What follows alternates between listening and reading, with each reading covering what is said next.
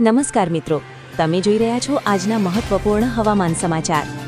ગુજરાતના વાતાવરણમાં આજે પણ અનેક વિસ્તારોમાં પલટો જોવા મળ્યો છે।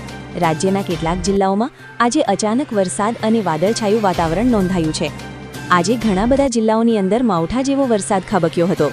આજે પ્રાપ્ત માહિતી મુજબ બનાસકાંઠા, પાટણ, મહેસાણા, સાબરકાંઠા, અમદાવાદ ગ્રામ્ય, ગાંધીનગર આ જિલ્લાઓમાં છૂટાછવાયા સ્થળોએ હળવો વરસાદ નોંધાયો છે। કેટલાક વિસ્તારોમાં વીજળીના કડાકા સાથે ઝાપટા પણ પડ્યા છે। આ વરસાદ બાદ અનેક વિસ્તારોમાં હવામાન ઠંડુ બન્યું છે।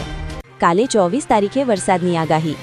હવામાન વિભાગ મુજબ કાલે પણ રાજ્યના ઉત્તર અને મધ્ય ગુજરાતના કેટલાક જિલ્લાઓમાં વરસાદની શક્યતા યથાવત રહેશે। ખાસ કરીને બનાસકાંઠા, પાટણ, મહેસાણા, અમદાવાદ, ગાંધીનગર આ વિસ્તારોમાં હળવાથી મધ્યમ વરસાદ સાથે પવન ફૂંકાવાની શક્યતા છે। Alert update.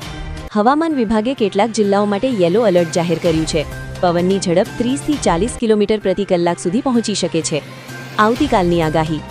આવતીકાલે પણ ગુજરાતના અનેક જિલ્લાઓમાં વાદળછાયું વાતાવરણ રહેશે અને છૂટાછવાયા વરસાદની શક્યતા યથાવત રહેશે। હાલ એક તરફ વેસ્ટર્ન ડિસ્ટર્બન્સ અને બીજી તરફ ભેજયુક્ત પવન સક્રિય બન્યા છે, જેના કારણે ગુજરાતના અનેક જિલ્લાઓમાં ઘનઘોર વાદળો છવાઈ ગયા છે અને વરસાદના સ્પષ્ટ સંકેતો દેખાઈ રહ્યા છે। ખેડૂતો માટે ખાસ ચેતવણી।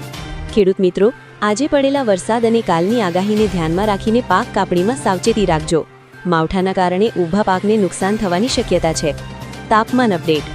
વરસાદ બાદ તાપમાનમાં ઘટાડો થશે અને વહેલી સવાર તથા રાત્રે ઠંડીનો અહેસાસ વધશે। અંતિમ સૂચના। મિત્રો, હવામાન ઝડપથી બદલાઈ શકે છે। વીજળી વખતે ખુલ્લામાં ન રહો।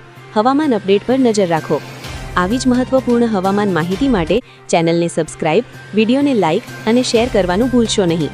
હું છું તમારો મિત્ર। આજ માટે એટલું જ। નમસ્કાર।